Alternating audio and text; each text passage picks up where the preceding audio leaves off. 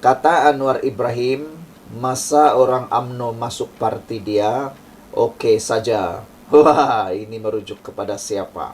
Anwar Ibrahim tibai habis-habisan. Siapa yang kena tibai kali ini? Anwar Ibrahim kata kerajaan sedia pindah akta on lompat parti. Sebagai penganalisis politik, pemerhati politik di Malaysia secara bebas, saya gembira dengan keputusan Anwar Ibrahim ini, yaitu menyatakan kesediaan kerajaan membuat pindaan akta lompat parti. Ini satu berita dan satu perkara yang sangat bagus. Apabila kelompangan, masalah, kelemahan akta anti lompat parti dapat diselesaikan dengan segera dengan adanya pindaan yang baru. Tak apalah, biarpun itu kesilapan orang, tapi Anwar Ibrahim mahu buat. Masa orang UMNO masuk parti dia, okey pula, kata Anwar Ibrahim. Kerajaan sedia meminda akta anti lompat parti bagi menutup kelompangan dalam akta berkenan selepas kerusi 6 ahli parlimen Parti Pribumi Bersatu Malaysia Bersatu yang menyokong Perdana Menteri tidak dikosongkan. Perdana Menteri Datuk Seri Anwar Ibrahim berkata, satu perbincangan akan dibuat antara kerajaan dan pembangkang bagi memperkukuhkan lagi akta tersebut. Ia akan pindah, kalau nak pindah tak apa, kata Anwar Ibrahim. Inilah yang bagus. Dulu ketika Perikatan Nasional menjadi kerajaan bersama dengan Barisan Nasional PAS dan Bersatu, mereka lah yang menolak permintaan pembangkang pada waktu itu, yaitu Pakatan Harapan, untuk membuat pindaan terhadap kelompangan akta anti lompat parti. Tapi mereka tolak. Itukah sikap yang anda suka tu? Tapi Anwar Ibrahim yang kamu kecam pula, dia kata dia sedia untuk berbincang, buat pindaan, supaya siapa sahaja yang melanggar akta, biar jelas dahulu, Bersatu yang menentang ramai tak tahu, kata beliau. Dulu kita dalam Pakatan Harapan usul supaya dijelaskan, siapa sahaja ditolak dari parti automatik gugur ahli parlimen. Tapi usul itu ditolak oleh kerajaan pada waktu itu. Bersatu menentang keras, sampailah kita bertolak ansur. Jadi undang-undang sekarang, katanya selepas solat Jumaat. Anwar berkata demikian menjawab pertanyaan media, sama ada terdapat keperluan untuk kerajaan meminda lagi akta anti lompat parti yang telah diluluskan itu. Ia susulan pengisytiharan yang dipertua Dewan Rakyat Tan Sri Johari Abdul yang tidak mengosongkan ke-6 kerusi parlimen yang bertindak menyokong Anwar Ibrahim. Semalam Anwar mempertahankan keputusan Johari yang membuat keputusan untuk tidak mengosongkan 6 kerusi Bersatu dengan alasan ia diluluskan mengikut lunas undang-undang. Anwar turut menggesa Presiden Bersatu Tan Sri Muhyiddin Yassin supaya membaca tafsiran undang-undang akta anti lompat parti seperti yang terkandung di dalam Perlembagaan Persekutuan secara menyeluruh, bukannya secara selektif. Pada 5 Oktober tahun 2022, Akta Perlembagaan Pindaan Nombor 3 tahun 2022, Akta E1663, yang melarang ahli parlimen atau ahli Dewan Rakyat bertukar parti. Menteri di Jabatan Perdana Menteri Parlimen dan Undang-Undang ketika itu, Datuk Seri Dr. Wan Junaidi Tuanku Jaafar berkata, Akta E1663 mendapat perkenaan yang di-Pertuan Agong pada 31 Ogos dan diwartakan pada 6 September 2022. Akta itu diluluskan dengan sokongan majoriti 2/3 di Dewan Rakyat pada 28 Julai lalu dengan sokongan majoriti seramai 209 ahli Dewan Rakyat dan sokongan majoriti seramai 52 senator di Dewan Negara pada 9 Ogos. Rabu lalu Muhyiddin berkata Bersatu menerima surat makluman bertarikh 9 Julai daripada Johari berhawa 6 bekas ahli parlimen itu yang sebelum ini mengisytiharkan sokongan kepada Anwar Ibrahim kekal sebagai wakil rakyat. Masa orang masuk UMNO parti dia, oke pula, kata Anwar Ibrahim. Kita jumpa lagi, bye-bye. Salam sejahtera. Berlaku satu kejutan besar di negeri Perlis. Ada kabar angin yang sedang bertiup kencang mengatakan bakal ada rombakan kabinet di Perlis. Yang lebih mengejutkan, spekulasi dan kabar angin mengatakan silap-silap hari bulan, Menteri Besar Perlis yang terpalit dengan beberapa isu SPRM kini mungkin akan dipecat dan ditukar oleh orang lain. Adakah itu benar? Dan adakah bakal berlaku pula perebutan Menteri Besar, jawatan Menteri Besar antara Parti Bersatu dan Parti PAS?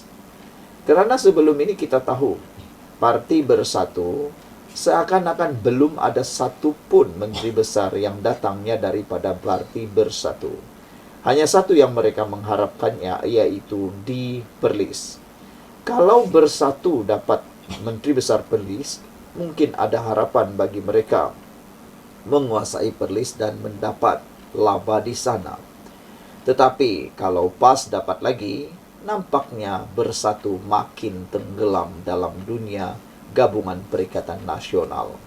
Dan silap-silap hari bulan, bukan saja Menteri Besar yang tak dapat diperoleh, silap-silap pengerusi, jawatan pengurusi Perikatan Nasional juga bakal dirampas oleh Parti PAS yang mungkin akan menyebabkan Muhyiddin tinggal kenangan dan Parti Bersatu hanya tinggal melukut di tepi gantang.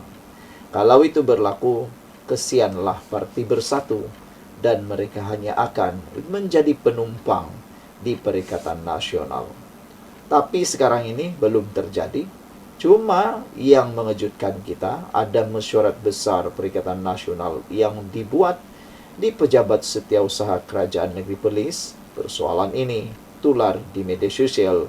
4 gambar yang dikatakan merupakan mesyuarat Perikatan Nasional PN di Perlis.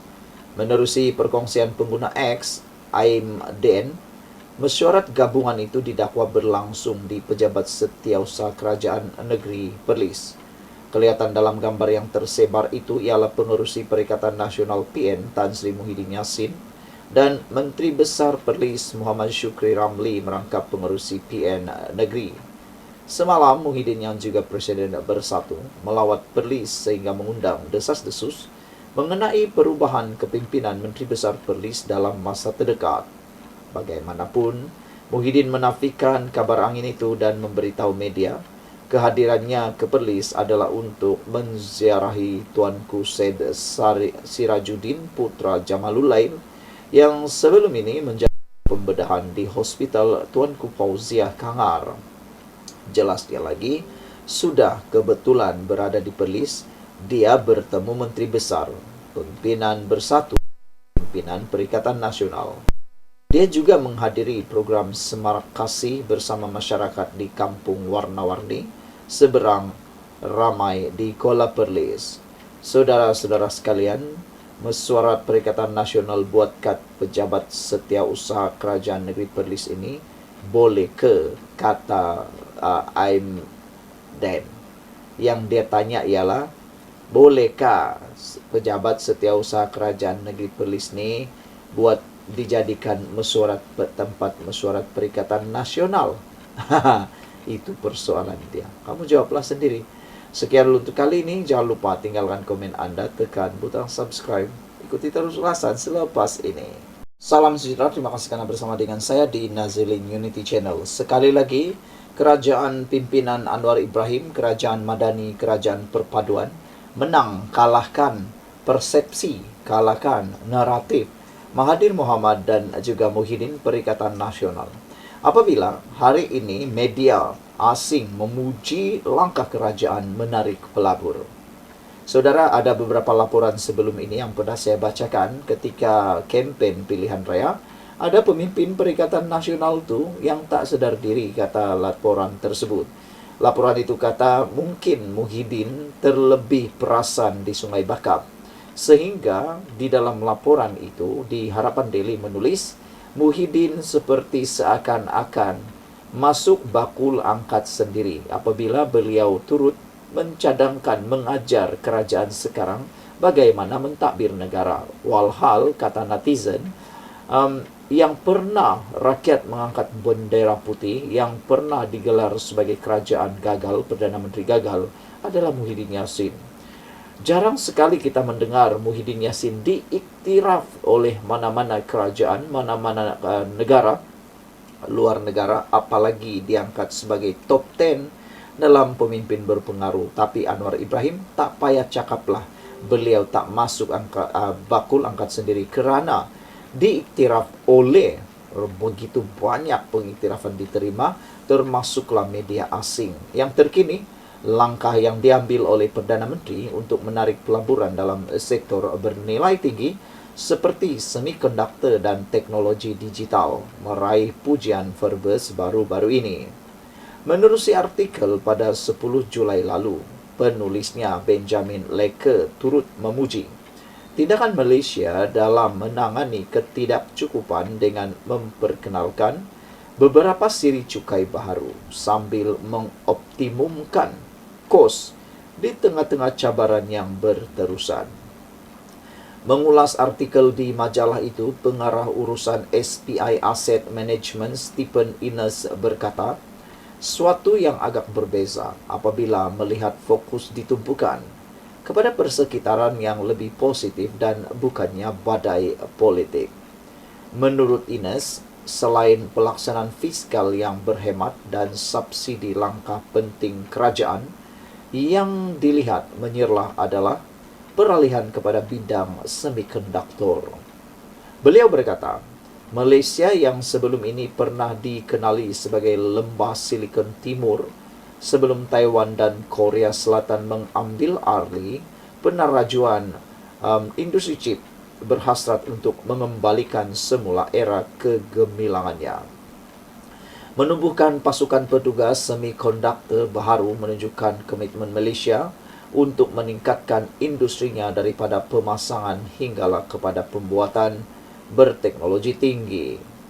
Dengan ekosistem semikonduktor mantap yang telah sedia ada, Malaysia berada pada kedudukan baik untuk menarik pelaburan yang besar, terutamanya dalam bidang sektor bernilai tinggi seperti pembuatan semikonduktor.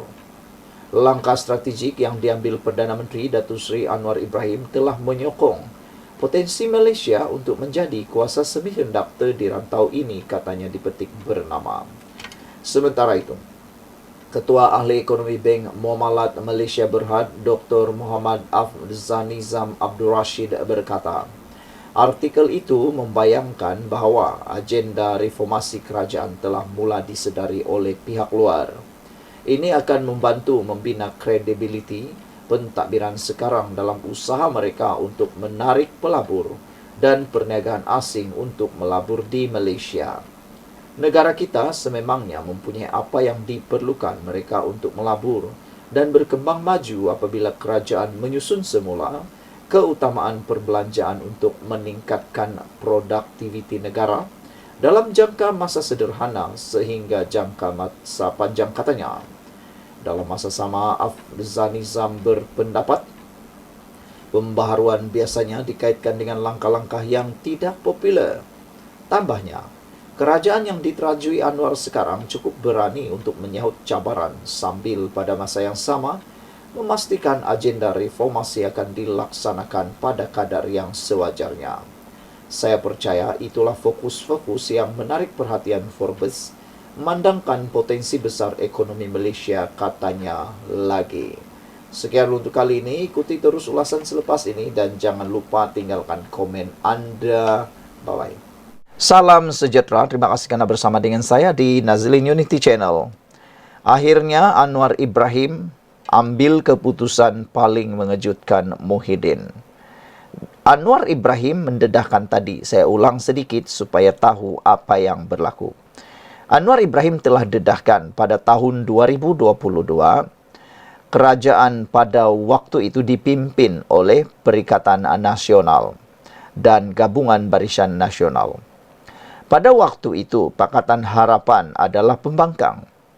Anwar Ibrahim telah katakan mereka sebenarnya telah mengusulkan supaya akta anti lompat parti yang mempunyai kelemahan besar, yaitu kelompangan, yang mana apabila seorang ahli parlimen menyatakan sokongan kepada pihak lawan ataupun kerajaan ataupun pembangkang tanpa mengikut blok mereka, patutnya, kata Pakatan Harapan pada waktu itu, turut dianggap lompat parti. Tetapi pada waktu itu, usul itu ditolak. Hanya orang yang lompat parti, pindah parti yang dianggap sebagai lompat parti. Yang mengubah sokongan tidak dianggap lompat parti. Tapi itulah yang berlaku. Kelemahan besar itulah yang tidak dapat dihidu oleh kerajaan pada waktu tersebut. Akhirnya sekarang yang terpaksa memperbaikinya, siapa lagi kalau bukan Anwar Ibrahim? Itulah sebabnya waktu Anwar Ibrahim menjadi Perdana Menteri, kali pertama beliau angkat sumpah, ada menggelar Anwar Ibrahim sebagai tukang baik rumah. Orang yang rosakkan Malaysia, Anwar Ibrahim yang baiki. Orang yang habiskan duit negara, Anwar pula yang kena cari duit balik. Orang yang berutang bertriliun ringgit, berbilion, bertriliun ringgit, Anwar pula yang terpaksa bayar hutang negara. Sekarang, apabila Anwar Ibrahim mencari alternatif untuk membayar hutang yang mereka buat melalui penyasaran subsidi diesel bersasar, pelaksanaan subsidi diesel bersasar, mereka pula marah dengan Anwar Ibrahim. Yang dulu kau buat hutang tak marah pula kan? Orang yang nak bayar pula kau marah. Nanti kalau dah jadi tiba-tibalah ditakdirkan Perikatan Nasional jadi kerajaan, harap-harap nanti mereka ubahlah subsidi diesel bersasar tu. Jangan pula tiba-tiba, dulu marah-marah, sekarang dia guna juga cara tu untuk bayar hutang. Tapi tak apalah, hari ini Anwar Ibrahim kata, kerajaan sedia perbaiki kelompangan akta anti lompat parti. Maknanya, orang yang buat, macam yang saya cakap tadi, orang yang buat kesilapan Anwar Ibrahim juga yang kena baiki. Orang yang bayar hutang tu Anwar Ibrahim. Nah, yang lain suka-suka aja buat hutang. Baru-baru ini pula kita dikejutkan dengan kenyataan daripada Wan Faisal apabila beliau kata, boleh buat pinjaman, MHB boleh buat pinjaman. Aduh, punyalah orang marah. Netizen kecam Wan Saiful habis-habisan sebab cara dan cadangan itu betul-betul kata mereka sampah. Buat apa nak tambah lagi hutang? Negara dah berhutang 1,5 triliun. Nak tambah hutang lagi buat apa? Kenapa? Kata mereka, cari pelabur supaya tak payah berhutang, kata mereka lagi. Tapi itulah, kadang-kadang mereka ni hanya tahu cadang, tapi cadangan tu tak boleh pakai pun. Nah, mereka selalu mengecam, mengeji, mengejek, menghina Rafizi Ramli sebagai Raja Formula. Tapi tahukah mereka bahawa sekurang-kurangnya formula yang diberikan oleh Rafizi itu berguna dan praktikal berbanding dengan cetak uang banyak-banyak, cetak uang tunai banyak-banyak, buat pinjaman banyak-banyak, itulah gila, tak boleh pakai, tak tahulah. Okey, baik saudara. Bercakap kepada pemberita selepas menunaikan solat Jumaat hari ini, Anwar berkata, PH pada tahun 2022 pernah mengusulkan supaya pindaan dibuat kepada akta tersebut. Namun ditolak oleh kerajaan ketika itu. Kalau dia nak pindah, kita boleh bincang, kata Anwar Ibrahim. Menurut Anwar, PH pernah mencadangkan supaya mana-mana wakil rakyat yang dipecat atau dibuang oleh parti mesti mengusungkan kerusi masing-masing. Tetapi tidak disetujui oleh kerajaan masa itu yang turut dianggotai oleh Bersatu, PAS dan Barisan Nasional. Sebab dia masa tu, kata Anwar, orang UMNO masuk parti dia. Jadi bagi saya kalau nak pindah boleh. Kita bincang supaya siapa sahaja tidak terkecuali, kata Anwar. Dahulu dia pembangkang menentang, ramai tak tahu, katanya. Selasa lalu, Speaker Dewan Rakyat Johari Abdul memutuskan 6 ahli parlimen bersatu yang berpaling tadah tidak perlu mengosongkan kerusi mereka. Menurutnya, keputusan yang berdasarkan perkara 49 dalam kurungan E, Perlembagaan Persekutuan itu dibuat untuk memastikan kestabilan politik. Saudara-saudara sekalian, walaupun keputusan itu dikritik pelbagai pihak, termasuk Ketua Pemuda UMNO Dr. Akmal Saleh, yang menyifatkan akta anti lompat parti diluluskan di Parlimen sia-sia, tetapi harus diingat, akta anti lompat parti itu siapa yang luluskan? Ini pun perlu dijawab oleh Ketua Pemuda UMNO ini, Akmal Saleh. Janganlah sampai memalukan kerajaan yang Anda turut ada di sana, YB Akmal Saleh.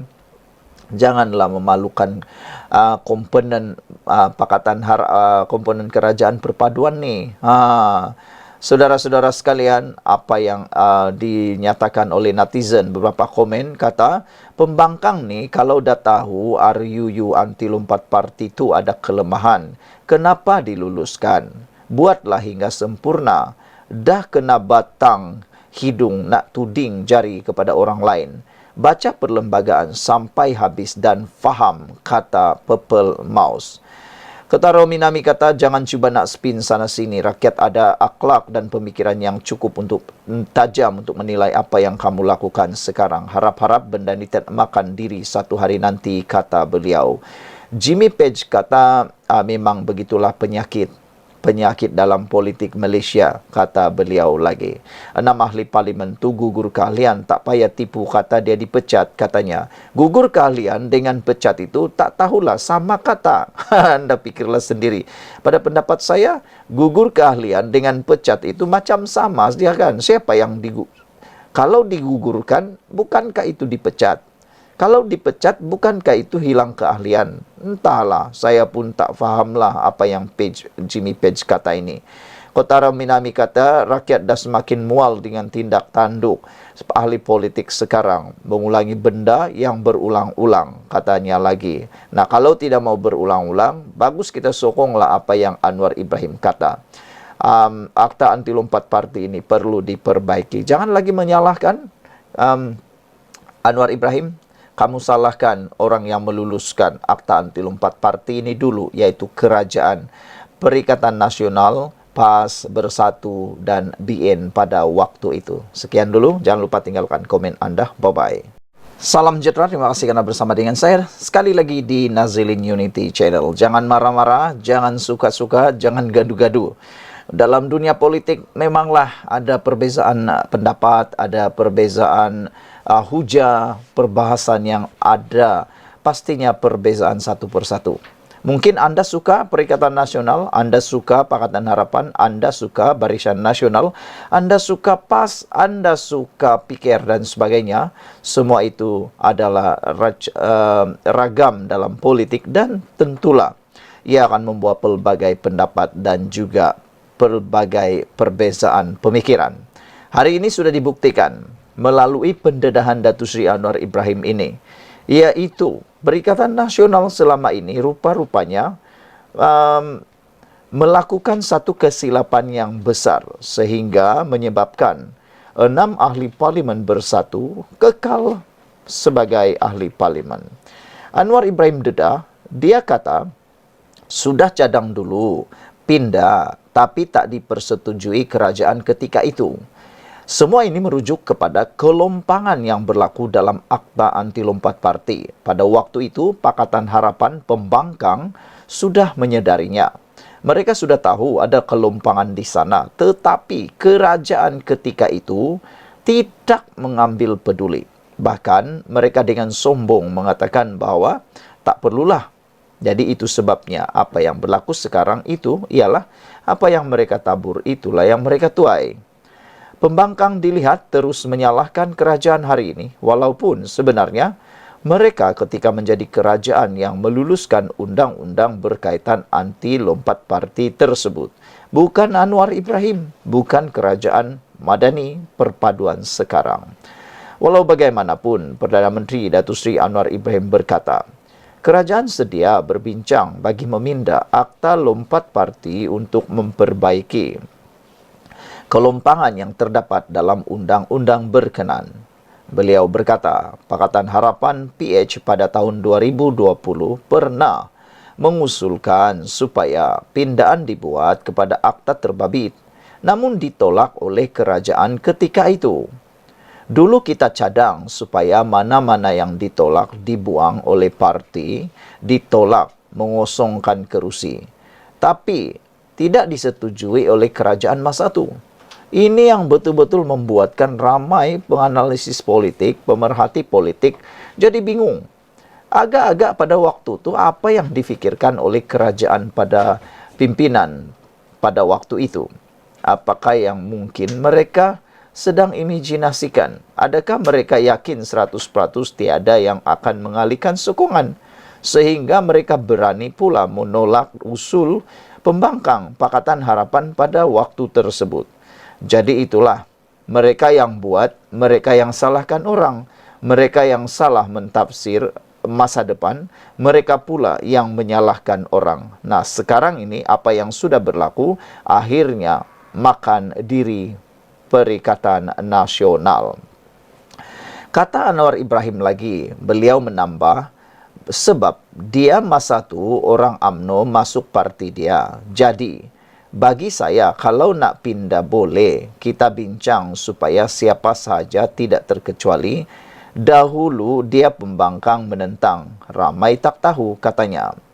Perdana Menteri berkata demikian ketika ditemui selepas menunaikan solat Jumaat di Surau An-Najah, Persin 9 di Putrajaya hari ini. Saudara-saudara sekalian, apa yang paling mengejutkan kita ialah apabila Anwar Ibrahim mendedahkan perkara ini. Ramai, terutamanya penyokong Perikatan Nasional yang mungkin tidak sedar tentang hal ini. Mereka mungkin termakan hasutan, termakan penipuan separuh benar yang didedahkan atau disebarkan oleh para pemimpin mereka. Rupa-rupanya, kelompangan, masalah, kelemahan dan juga masalah Akta Anti Lompat Parti itu bukan disebabkan oleh Speaker Dewan Rakyat, bukan juga disebabkan oleh Perdana Menteri Anwar Ibrahim, tetapi disebabkan oleh kerajaan terdahulu pada waktu itu, yang mana pemimpinnya daripada Perikatan Nasional pada waktu itu dan juga gabungan dengan Barisan Nasional. Mereka lah yang menolak usul untuk pindaan dibuat atas Akta Terbabit untuk memperbaiki kelompangan yang terdapat dalam undang-undang tersebut. Namun, pada waktu itu mereka menolak usul tersebut. Jadi akhirnya sekarang makan diri. Sila share video ini supaya lebih ramai orang yang tahu dan lebih ramai orang yang bertaubat, tak lagi menyalahkan kerajaan yang ada sekarang, terutamanya Anwar Ibrahim, dan yang lebih penting lagi terhadap Speaker Dewan Rakyat. Sekian dulu Malaysia kita punya, kita jaga sama-sama, cintai Malaysiaku. Ikuti terus ulasan selepas ini. Salam sejahtera, satu lagi berita mengejutkan kita semua ialah timbul semula isu pemecatan Menteri Besar Perlis. Wow, kabar angin ini mula bertiup semula. Kalau sebelum ini, kes membabitkan anak Menteri Besar Perlis telah tular di media sosial dan telah disiasat oleh SPRM berkait dengan beberapa salah laku seperti penipuan dokumen yang mana telah mengejutkan seluruh Malaysia. Hari ini, sekali lagi, desas-desus ataupun berita mengejutkan kita semua. Kabar angin mengatakan bahawa berlaku perubahan Menteri Besar Perlis atau pemecatan Menteri Besar Perlis. Tapi apa komen daripada Muhyiddin selaku pengerusi Perikatan Nasional? Tapi sebelum itu, pada pendapat anda, wajarkah Menteri Besar Perlis yang mempunyai terpalit dengan kes mahkamah anaknya itu letak jawatan dan digantikan oleh orang lain kerana serba sedikit atau sekurang-kurangnya secara sikit telah menjejaskan kekuatan Perikatan Nasional di negeri tersebut. Namun, kata Muhyiddin Yassin, desas-desus perubahan Menteri Besar Perlis adalah spekulasi semata-mata. Maknanya, Muhyiddin menafikan desas-desus tersebut.